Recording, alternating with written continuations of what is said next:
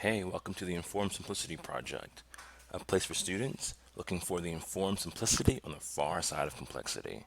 Today I have a great guest, and before we get into that, just wanted to let you guys know, of course, feel free to subscribe, to leave a comment, and if you enjoy this episode, let at least one friend know. All right, without further ado, our guest.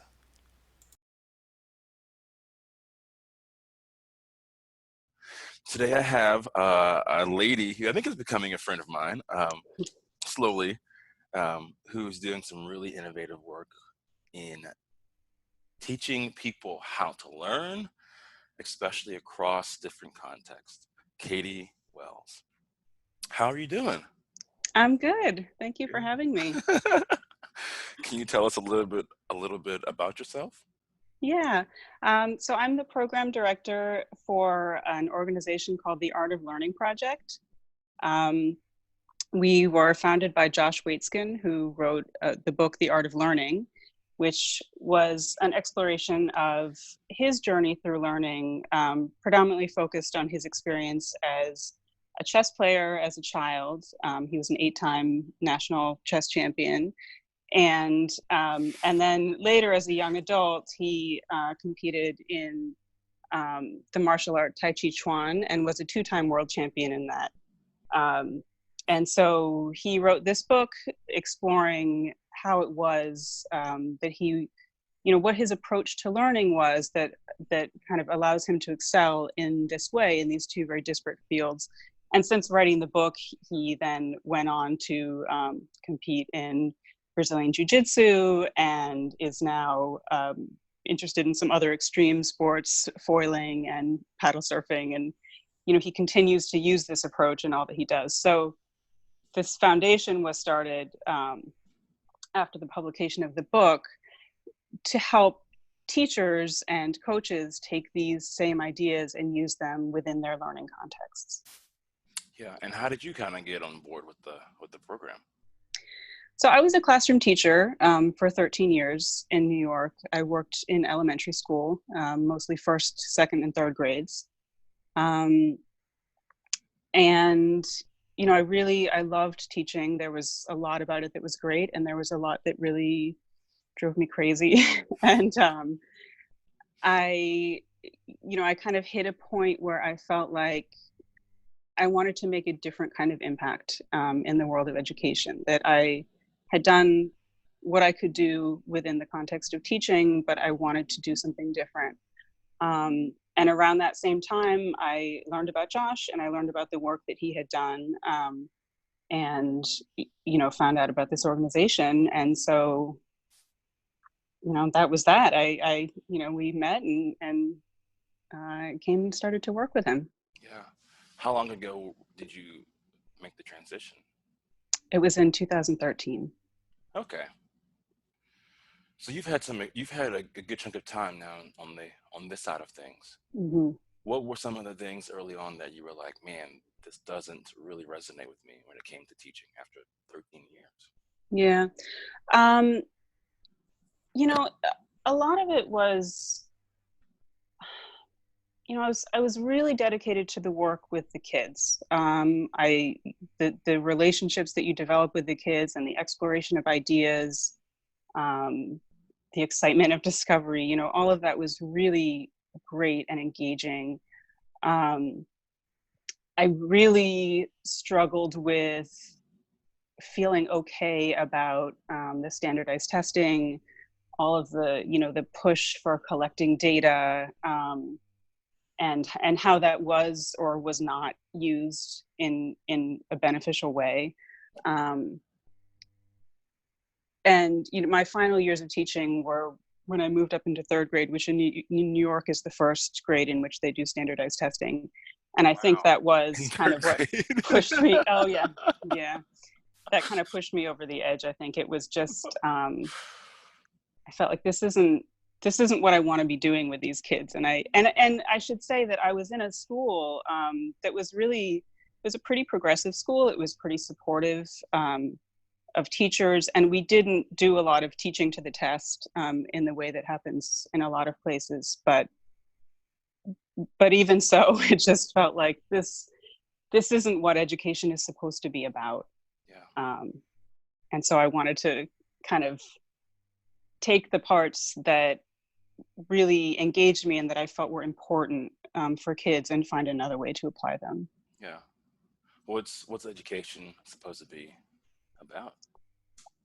That's a great question. I mean, I think it's about discovery, and it's about problem solving, and it's about meeting challenges and being excited about them.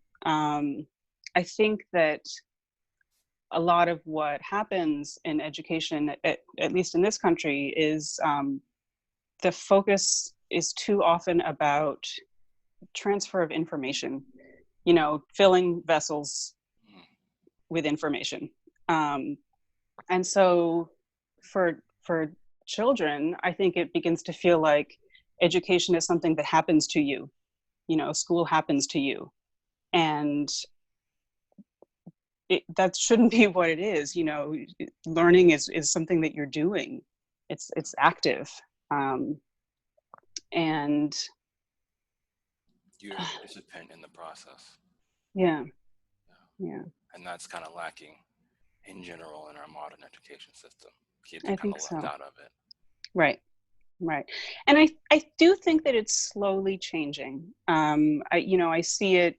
I saw it some in the school where I was teaching, and I see it some in my children's school, and with teachers that I speak with through this work. I think that steps are being made, but there are big leaps that need to happen still to really change the way that we think about teaching and learning.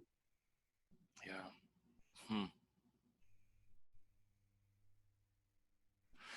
That's interesting. I'm thinking back over my own sort of educational history, which was far too much.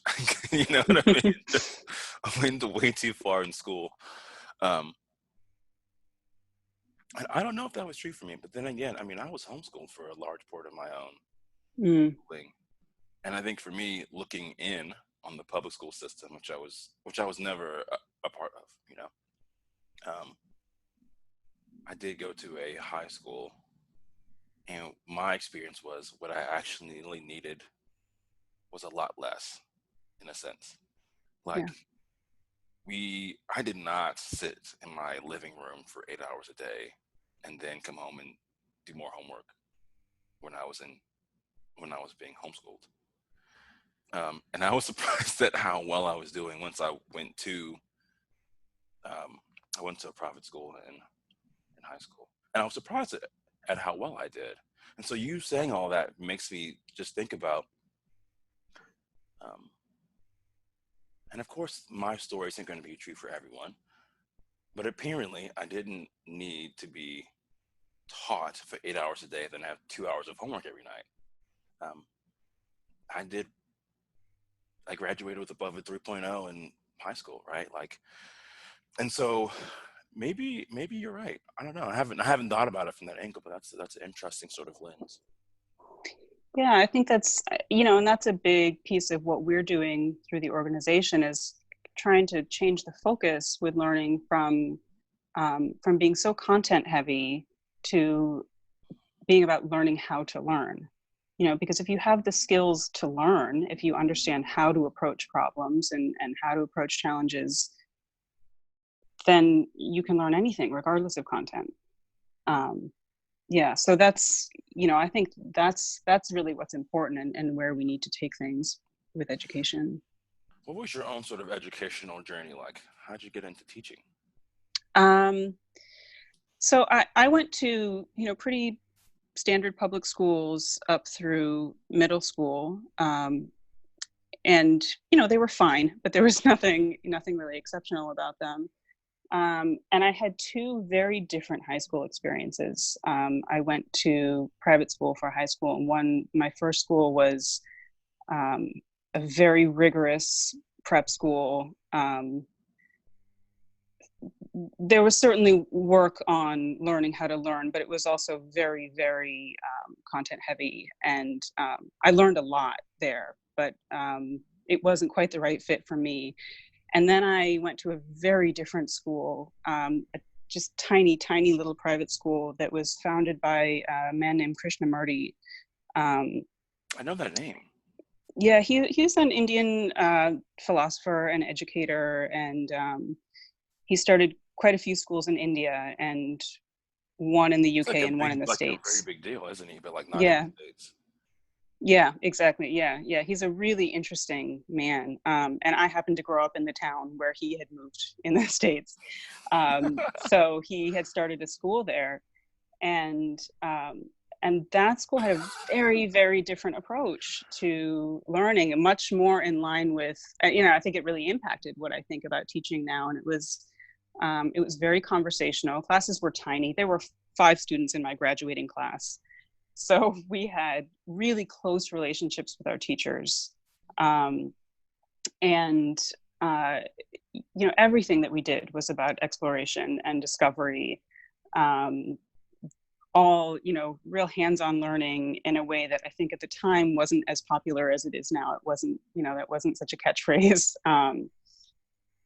but it it was very impactful for me, um, and it I really loved that part of my high school experience in a way that most of the kids that I knew did not. But I think another piece of that was really important is that as the students in that school, we had a lot of agency. We really had a say in what happened in the school and how things were run. Students even built some of the buildings. It was really it was our place as well. And so that was kind of the start of my my path to do this. And then I didn't study education in college, but I was interested in working with children. And when I graduated, I taught preschool for a couple of years, and then felt like, okay, I'd like to take this a little further and go a little deeper. And so I went back to school to get my master's in education, and then moved to New York and started teaching in elementary school here. There you go. Hmm. Hearing you talk about your high school experience just sounds idyllic. It sounds like it was Yeah. very, not just a place of learning, but also a safe place to grow as a person. Yes. Yes, that's really true. And especially at that time of life, I think those years of your life you're doing a lot of discovery about who you are, and you're pushing a lot of boundaries. And it's important to be able to do that in a space where you are heard, and you're known and you're cared for. And I definitely felt that way. Yeah. Yeah. That's very, very cool. Yeah. Not many people have that. No, I feel very privileged that I was able to go to that school. Yeah. Um, so now with the foundation, what's your role? What do you find yourself doing? Yeah, I do a little bit of everything. My title is program director, but I'm the person who interacts with all of our programs, and um, kind of I've got my hands in everything. So I do a lot of have a lot of direct conversations with teachers, with coaches, with administrators, about the learning principles that our foundation is based on, and help them think about how they can implement them in their learning communities. I also do some writing to create resources for teachers to use these ideas. And then we have an online community on Slack, with, Yeah.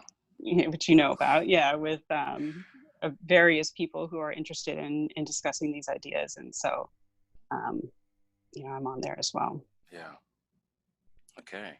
You sound busy. Yeah. You sound very busy. Yeah, I Uh, am. I love it. I mean, this is like, these are all of the things that I loved about teaching. And now I get to spend all of my time doing this. mm, I don't get to have the kids in front of me, and I miss that. but I get to focus on the stuff that is important to me. Yeah, yeah, which is very cool. Which is another way that I think we, 'cause I'm also in that situation, are privileged, right? We get to do a job that we enjoy and is very meaningful to us. Yeah. Yeah. So can we talk about some of the principles? Yeah. Yeah. Do you have a favorite one? Oh, Maybe I shouldn't have asked wow. that question. I should have waited. Well, I mean, I kind of love that. It changes a lot. Hmm. Um, and I think, I've gone through periods where there are certain principles that all of our programs end up focusing on a lot.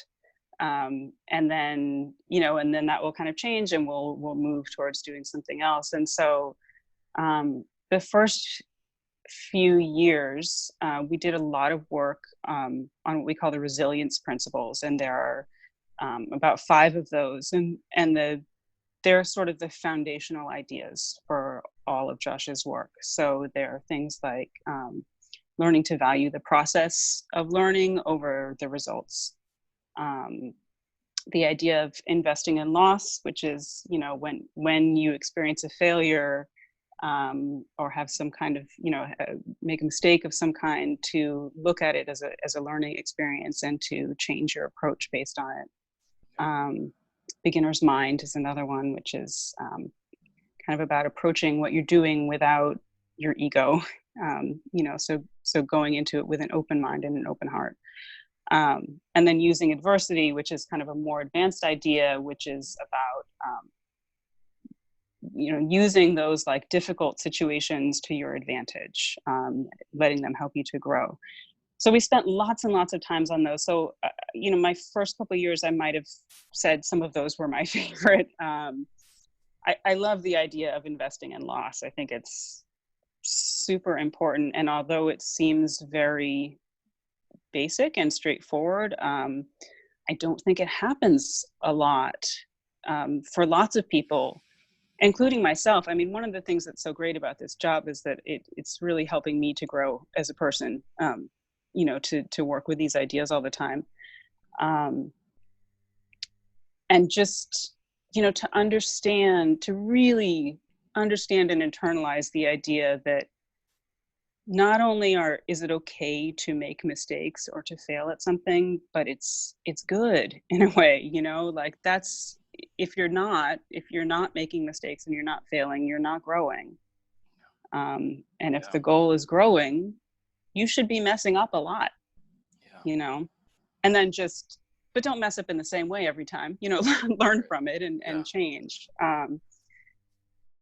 More recently, I think, I mean, this because of the work that we've been doing on Slack, but I've gotten really excited about some of um, the introspection ideas and the peak performance ideas, and I really am enjoying the principle loving the game, which is this idea of really like finding joy and excitement in even like the most difficult parts of what you're working on, and learning to sort of look forward to the challenge of it.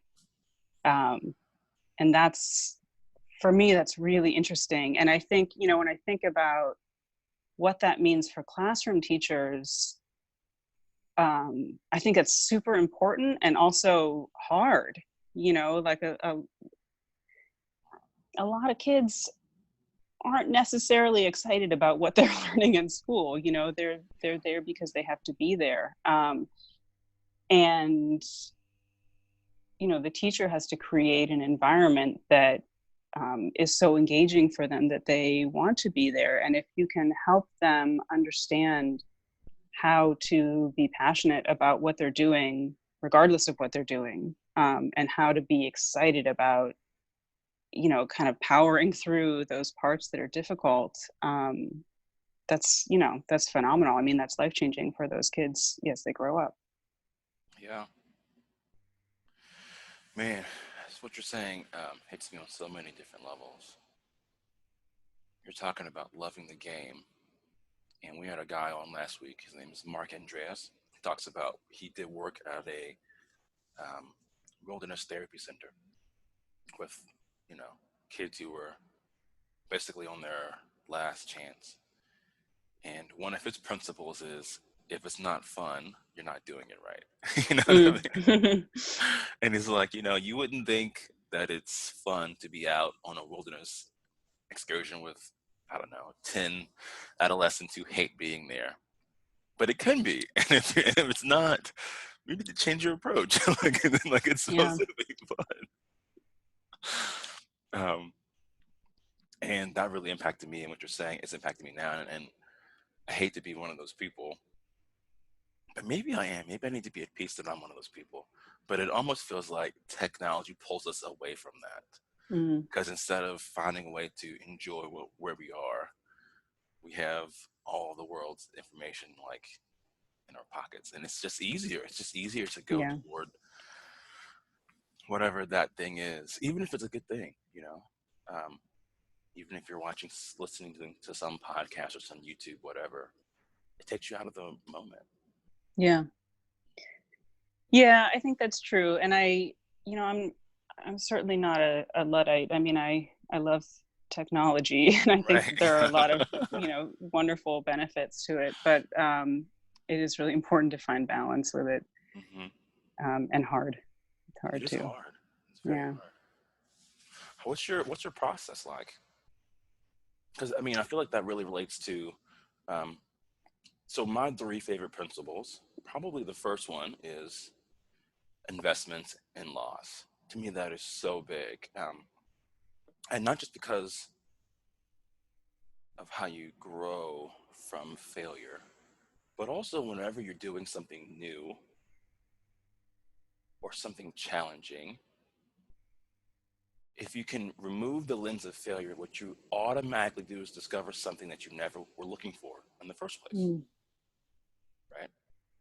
Um, and to me, that's so big because so often we get stuck in our own little mental ruts. Right. And so, um,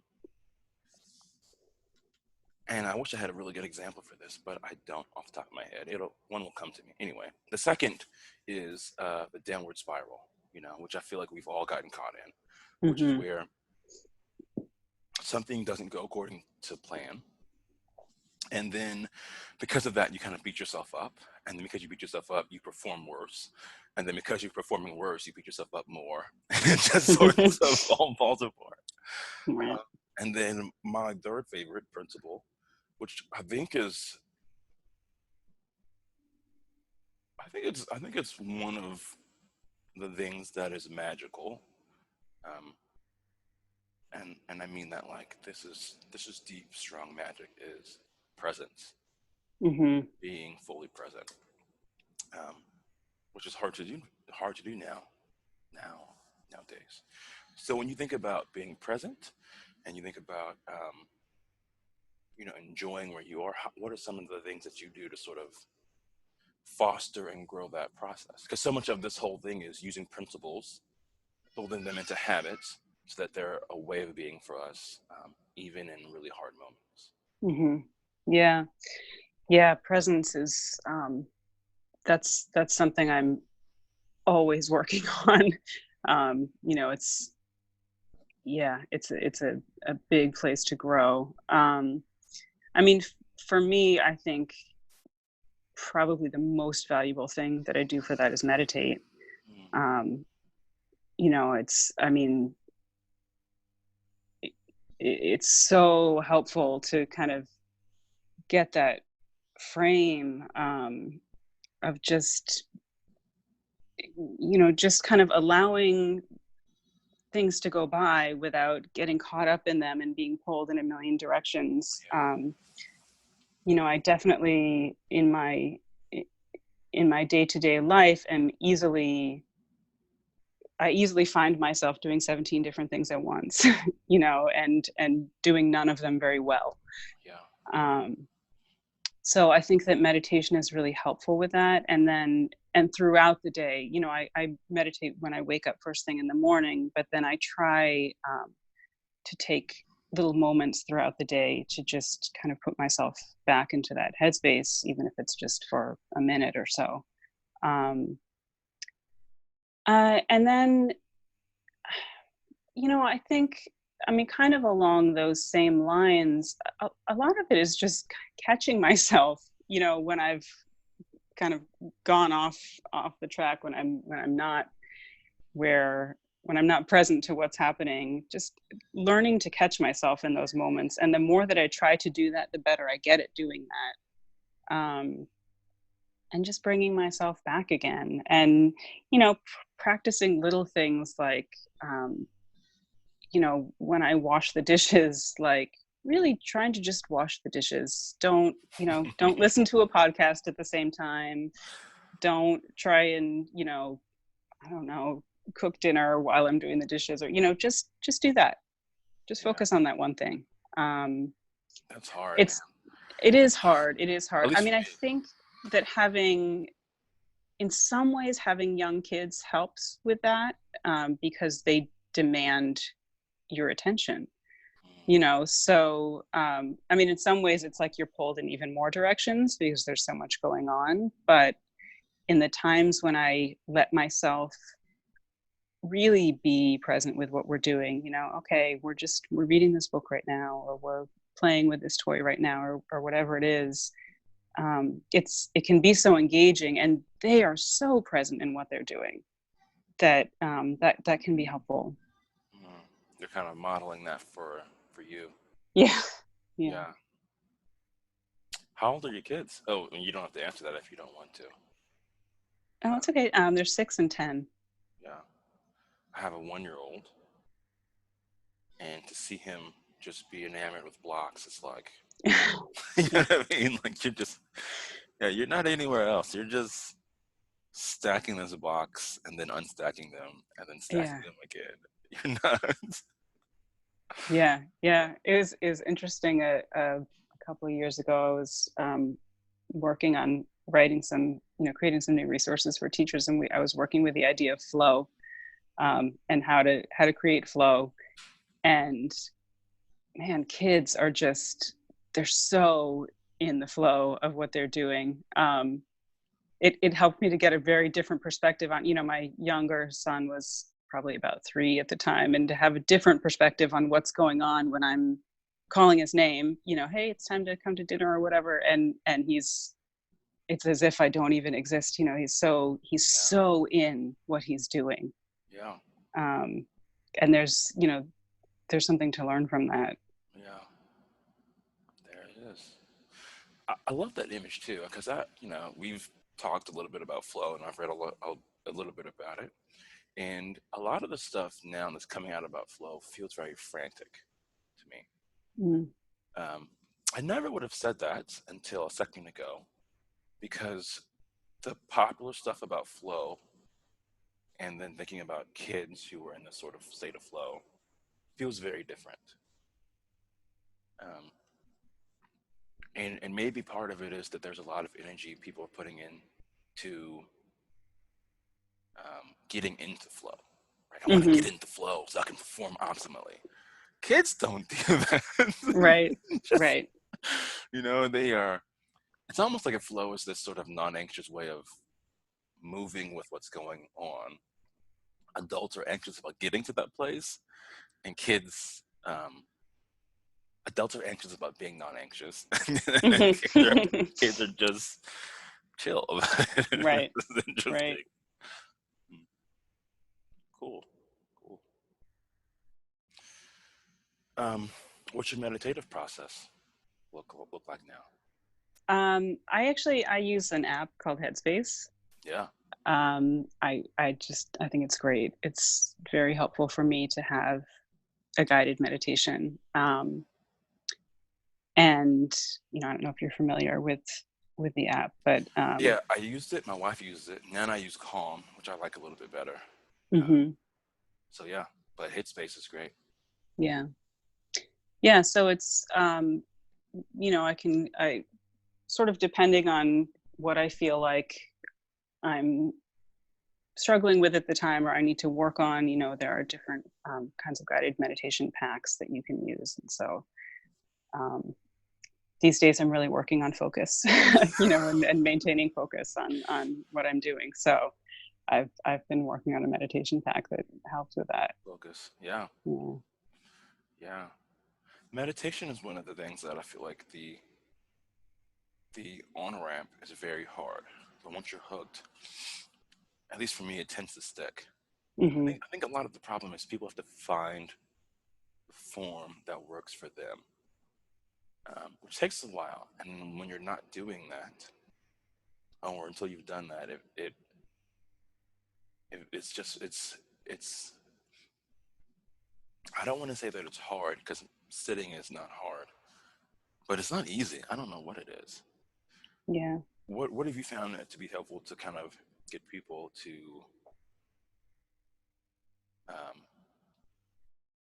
for it to resonate with people so that they can invest in the process? Yeah. Um, I think that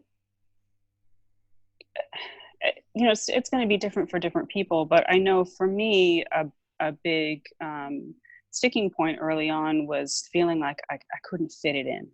Yeah. I didn't have the time. Um, and so I started really, really small, just do it for 5 minutes a day. And I tried it at different times during my day to see, where it fit best. And I realized if I waited until, after my kids were at school and I was back at work and tried to do it then, it was too easy to get caught up in all of the other things that I was doing, and not make the time for it. But as much as I love to sleep, waking up 5 minutes earlier wasn't that much of a struggle. And once I did that for a while and I started to see that I felt better, and that I mean, the experience of when I started meditating and how different everything felt was so amazing. And in little ways, but once I started doing it in the mornings every day, I realized like, man, I've been really grumpy in the mornings for the last like 4 years. I don't need to be this way. This doesn't have to be everyone's experience first thing in the morning. Yeah. Um, and so then it was kind of hooked, and it was easier to, okay, I'll wake up 5 minutes earlier, 10 minutes earlier, and kind of push it until I have a reasonable amount of time that I can really focus on it, first thing in the morning. Yeah. So for me, that's what helped. And when I talk to teachers about it, I mean, it's a little different because if they're doing it in the classroom, obviously they can't do it first thing in the morning. They're doing it whenever it is that they have their students. Um, and some of the conversations that I've had with Josh around this are, it's really important when you're starting a meditation practice to be sure that you are doing it initially at a time when you feel calm already. You don't want to start it in the midst of chaos, because then you'll associate those feelings with the meditation. And so in the classroom, that can be hard, but you can find those times. There's sort of that ebb and flow throughout the day, and you can find those times when the kids tend to be most focused and most present. And if you start to introduce meditation at that time, and just again with kids, we say 2 or 3 minutes. I mean, it's just a short little thing just to have that experience. Then they'll start to really feel the benefits of that as well, and then it becomes an easier thing to put into your day, and you can start to use it at other times then as well, more trying times, once the pattern has been established. Yeah. Do you personally have um, a ramping up process, right? Like, do you also now meditate in more difficult situations, or are you mostly doing it in the morning when it's easiest to do, or what's your? I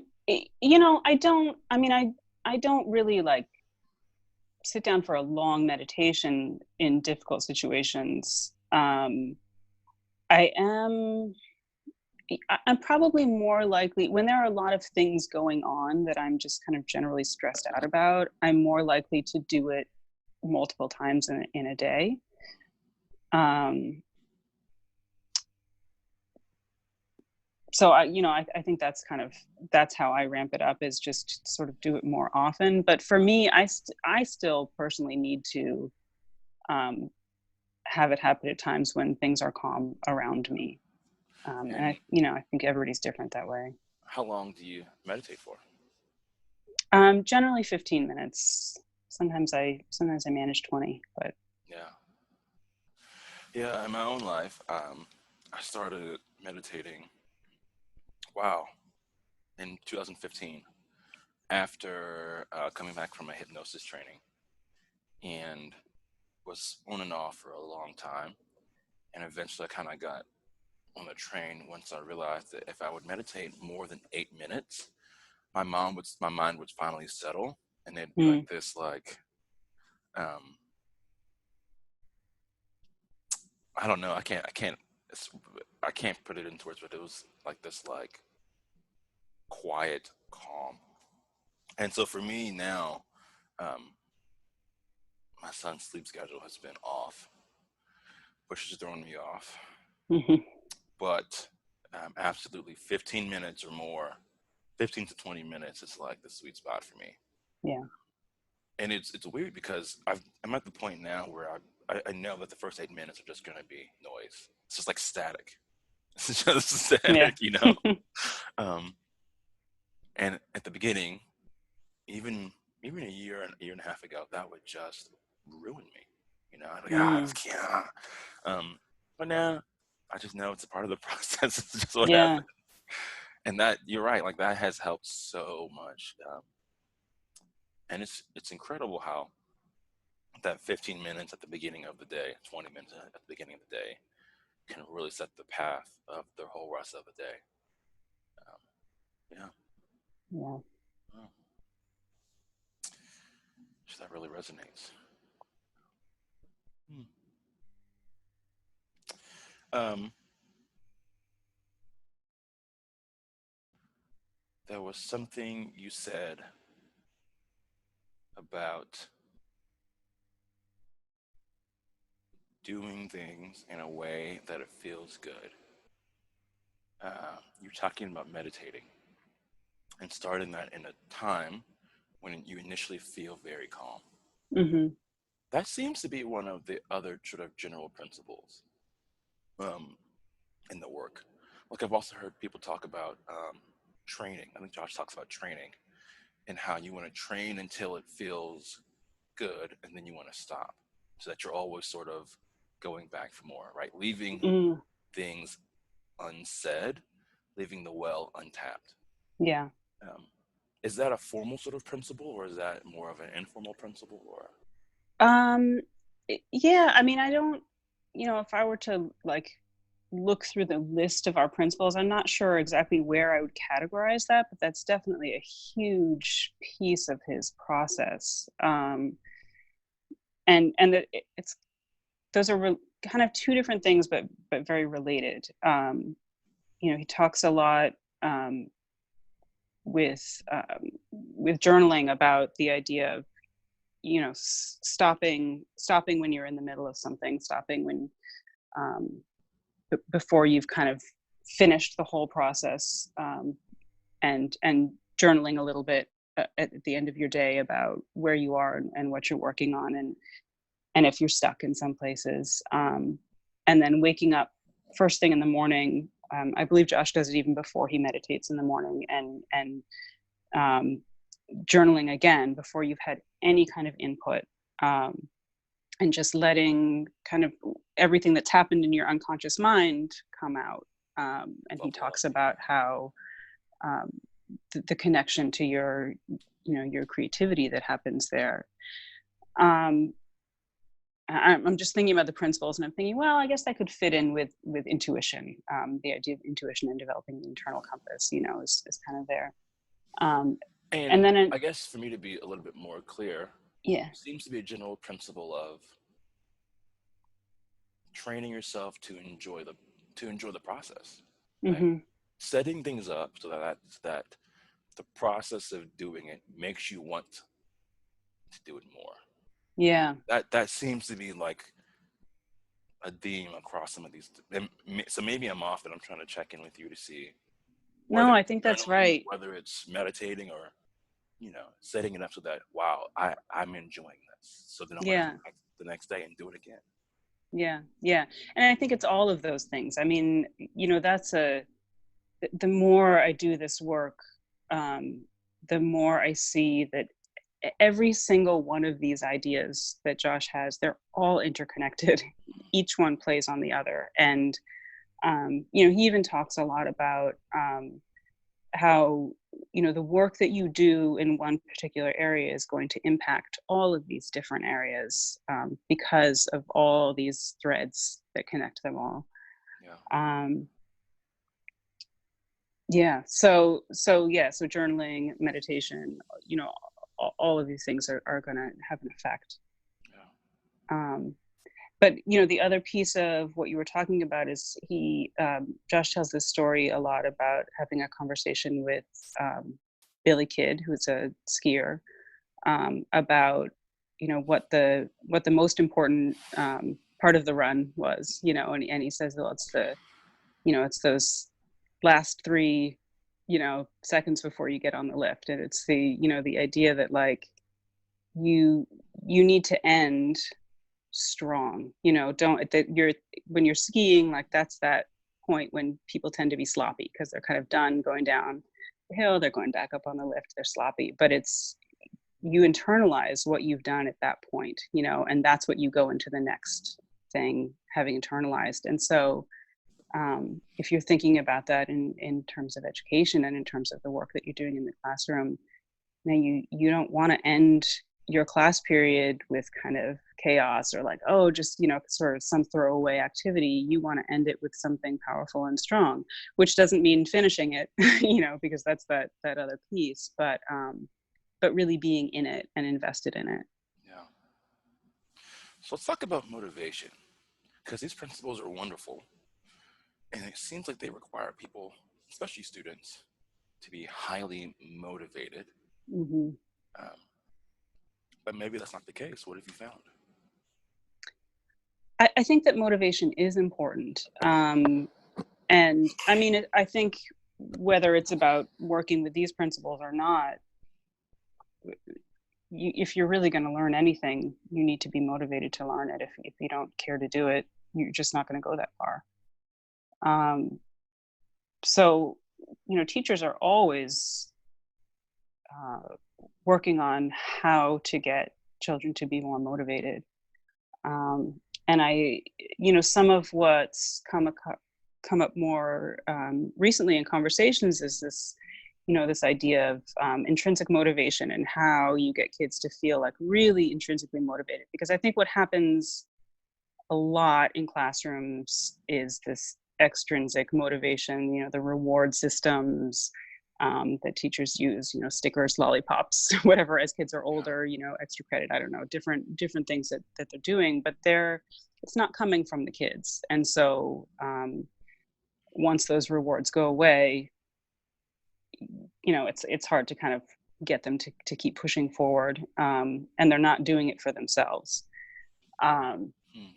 so building intrinsic motivation is hard, but um, it's definitely doable. And I think a lot of it is about really giving kids autonomy, letting them make choices about how they're learning. You may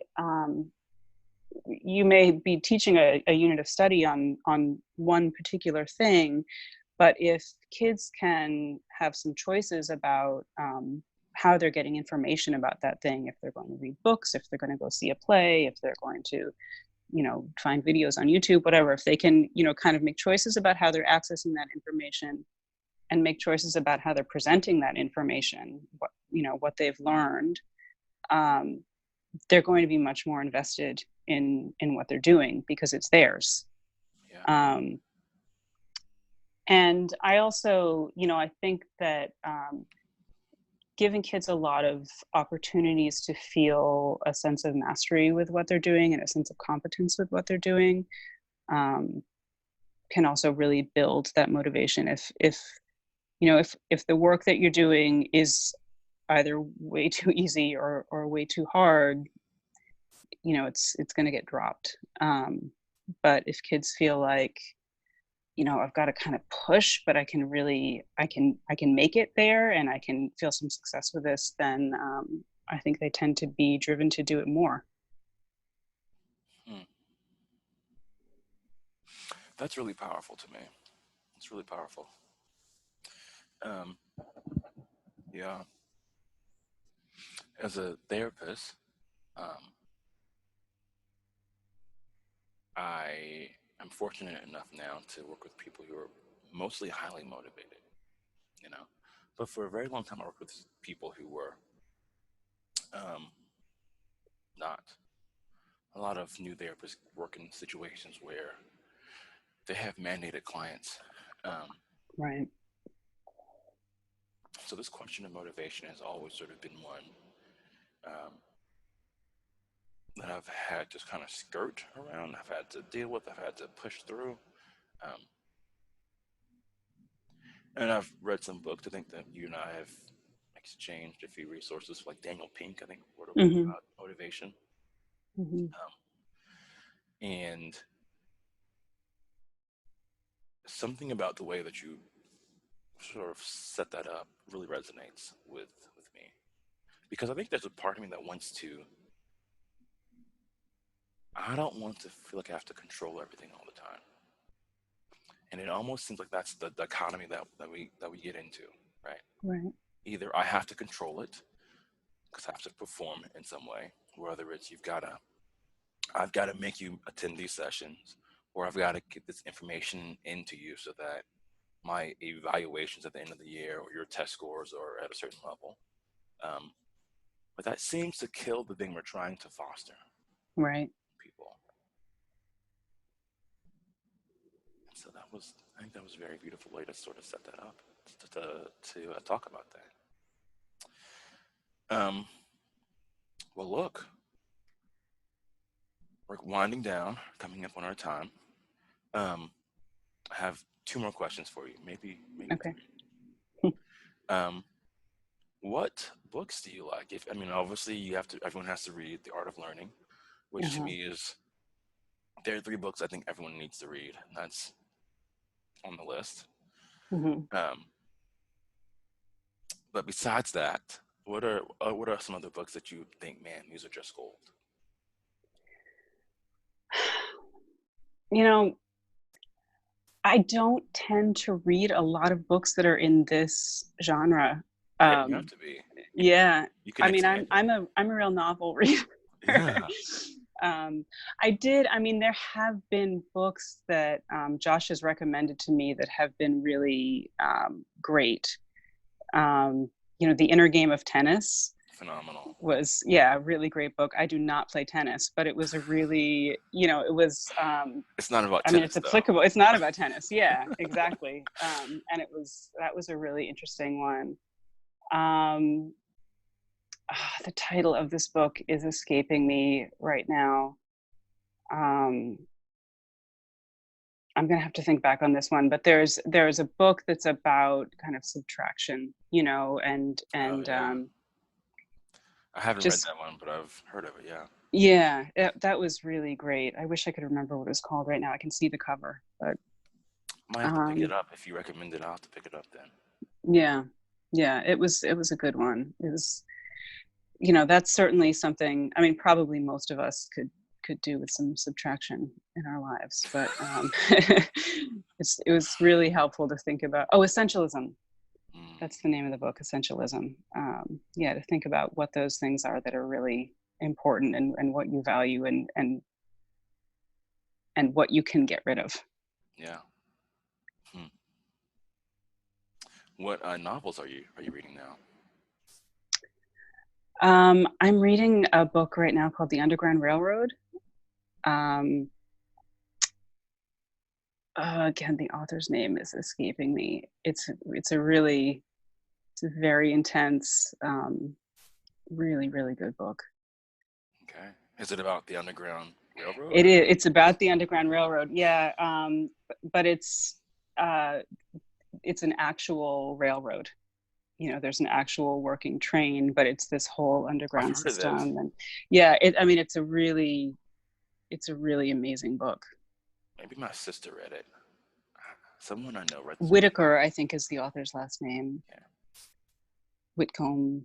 I can't remember exactly. Yeah. Yeah. Okay. Um, what do you see as sort of the next step in the field of education? What's the next thing that we need to be doing?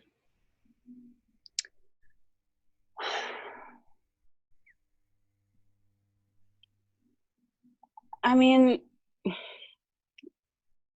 not to like kind of toot our own horns too much, but I feel like this stuff that we're doing needs to be happening everywhere. Like we need to really um, put a lot more attention into um, like demystifying learning, and helping kids understand what they're doing and why they're doing it and how to do it, instead of this experience of it just being something that happens to them.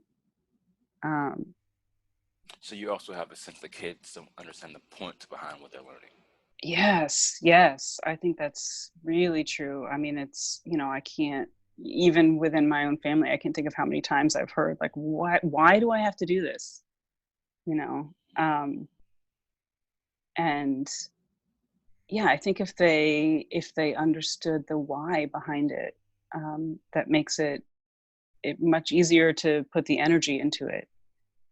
Do you think Um, teachers could actually say why? Because it seems yeah. to me that a lot of the why is actually pointless. And that sounds, I mean, that's kind of a bombshell, but um, I don't know. It seems like if teachers were to be honest, a lot of the why would be like because this is how the system just is. Mm, I, I don't know. I don't know that I agree with that. I mean, I think that at least for me, the why is not. I guess the why that I'm talking about is like because it's really important um, to know how to handle situations where things you encounter things that are new, and confusing and unknown, and to know how to tackle those things. Mm, You know, it's important to understand yourself. I think really a lot of the work that we do requires introspection, and learning how to be reflective. And um, I don't think we talk nearly enough with kids about like helping them understand themselves and what drives them and what excites them, and how to take those things, and apply them to everything that they're doing. It's if you know that you really engage, you get really excited about doing things when you're working with groups of people and solving problems together, and have this back and forth dialogue. That that's exciting to you, then you can take that and apply it in lots and lots of different situations, um, regardless of what it is that you're learning about. You can use that approach because that's your strength, and that's what draws you. And if we help kids understand those things about themselves, it will change the way that they're approaching what they do. yeah, that's a much bigger why, and I think that one would resonate with a lot of kids. Hmm.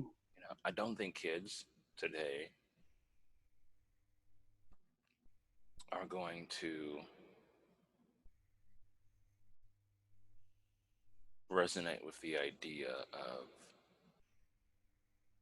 I don't think kids today are going to resonate with a lot of the content Hmm. and with a lot of the memorization of things. Yeah. Yeah. But I think kids will resonate with the process, Yeah. right? So, and and maybe that's part of what needs to change is that, you know, if kids are more involved in deciding the content, um, then the why changes as well. Yeah. Um, and that's a more complicated thing than having this sort of top-down decision about what it is that you're going to do. I mean, that takes a lot more planning and work, I think, on the part of the teachers. But it also would mean a much more invested group of students, if they have some real say in what it is that they're doing. Why do you think that we're stuck on this path that we're on? No, for whatever reason, the educational system is really, really, really slow to change. Um, you know, I I mean, I think it was designed the way it was because we, we needed a lot of factory workers. We needed people who could kind of do things in a systematic way and produce. Um, and that's not that's not the case anymore. That's not how things really work anymore, and it's not what we want to be preparing kids for. But it's this system is so big, and so bureaucratic, that it's I don't know, it's really hard to change because I feel like there's so much information out there. We know so much about how kids learn, and about what is really going to help them to grow and kind of get to where they need to be as adults, and it's just not happening yet, in classrooms. Yeah. It is in some. I shouldn't say that it's not happening anywhere. I think there are places that are doing really great things, but But in general, it's not widespread. yeah. And I think that there are a lot of individual teachers who are doing really, really phenomenal work with kids. Yeah. I mean, it's amazing to me the people that I have met doing this who are so dedicated to what they do, and so thoughtful about what they do. And it's very, very inspiring. And many of them are working within school systems that do not support that work at all. Yeah. And I'm just constantly impressed, by what they do, and really, honored to get to work with them and do whatever I can to support them in that. Yeah.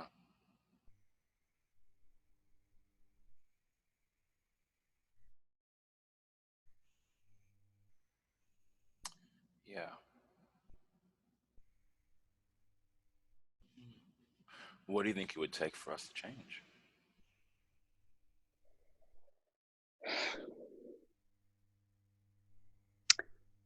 I'm not sure I have the answer to that. You know,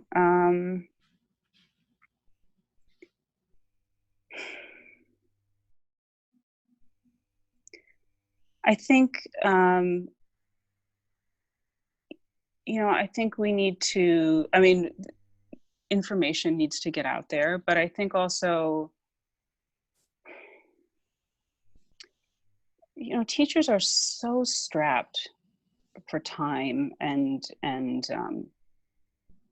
I know from when I was in the classroom, it was really difficult to do much above and beyond what was expected of me, because there's just so much, and so I think that's part of what makes it hard to change is because teachers don't have the time or the energy, um, to put into it on their own, and the expectation is that they will do it on their own, and I think that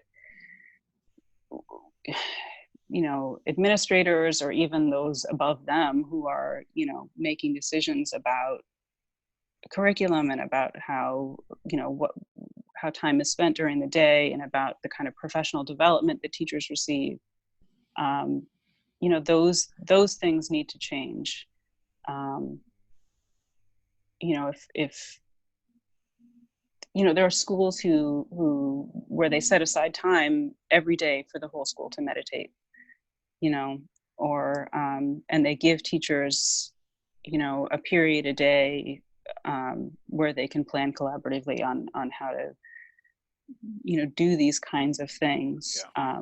And I think that that's really important. Teachers need to be much more supported in bringing these kinds of ideas to their kids. Yeah. It sounds like part of the answer is for leadership to change the context, to change how Mm, to change the structure, um, so that it's easier for teachers to do what they do best. yeah. Well, where can people find out more about you and the foundation? Our website is theartoflearningproject.org. That's the best place to go. And, if people, certainly read The Art of Learning by Josh Waitzkin if you want to learn more about these ideas. And,